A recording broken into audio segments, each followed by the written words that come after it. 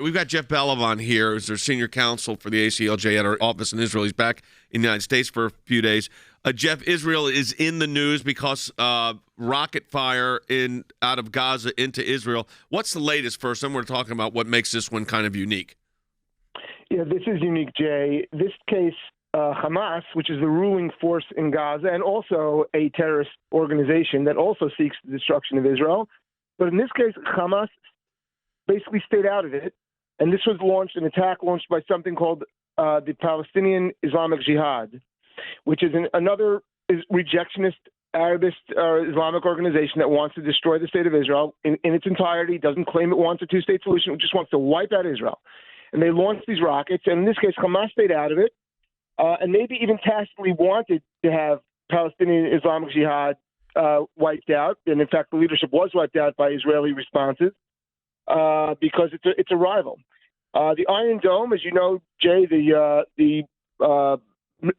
missiles that protect Israel from missiles, the missiles that shoot missiles out of the sky, worked spectacularly well in this case, better than ever before, possibly because Islamic Jihad, although it launched many, many hundreds of rockets, couldn't launch them all at once. And the same major difference here is that in this case there was some Gazan civilians who were killed by rocket fire, but they couldn't claim it was Israel because Israel could show them the proof immediately that these were Arab rockets, Palestinian rockets fired out of Gaza that landed in Gaza and killed Gazans. You know what's Jeff, because this is, we've been over there a lot. Of course, we have the office over there, and we've been over there together. But, people need to understand, Andy, that you got to think nine-dimensionally here. So here you have a conflict coming out of Gaza to Israel. But it's not Hamas, even though Hamas is the controlling party. I mean, folks, this is why we want to break this down for you.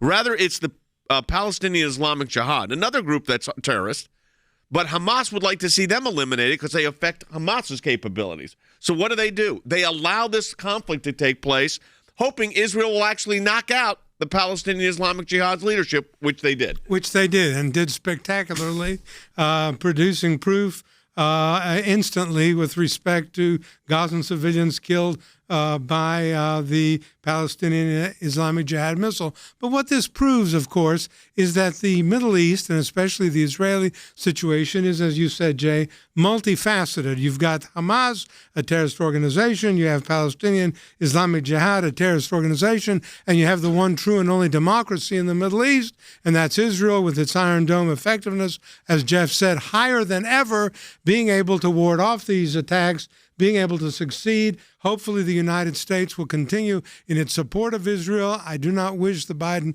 administration to lessen that support. I want to see that support continued and extended.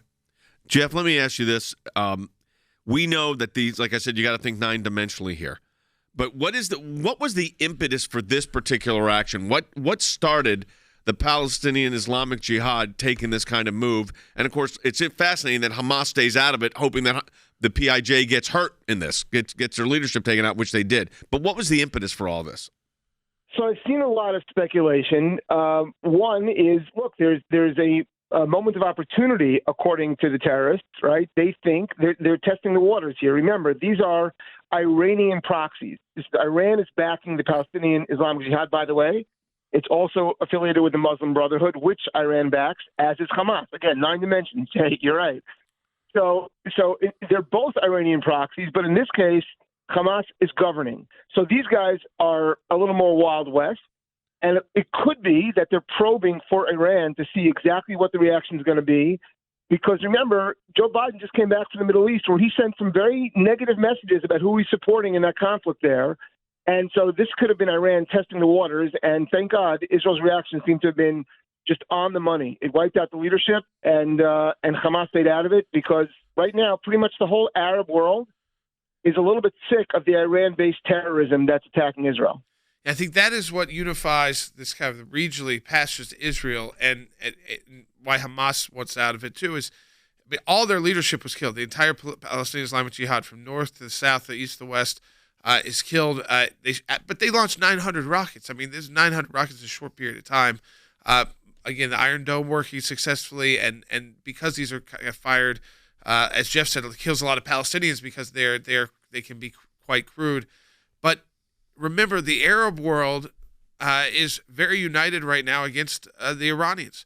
And anybody who's a symbol of the Iranians, whether it's the Houthi rebels in Yemen, whether it's the Palestinian Islamic Jihad, is seen as a problem, not just as a threat to Jews in Israel, but as a threat to Arab regimes and governments, and whether it's kingdoms, whether it's, again, we saw post-Abraham Accords, these countries uniting, not just because they wanted good economic relations with Israel and the United States, but because they saw that they need to unite as a bloc against Iran, who they think is out of control, radical Islamist regime who funds a lot of these terror efforts inside their countries too. So the condemnation of Israel is a lot different this time around. I think that speaks to, again, the highly targeted nature of Israel's response, and also the fact that Hamas wasn't throwing 100 school kids in front of these targets like they would have done if they were in charge of this operation. But the reality is exactly right.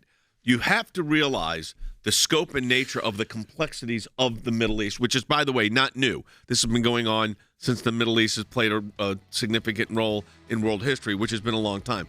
And that nuance, we've lived it, we have worked it, we understand it.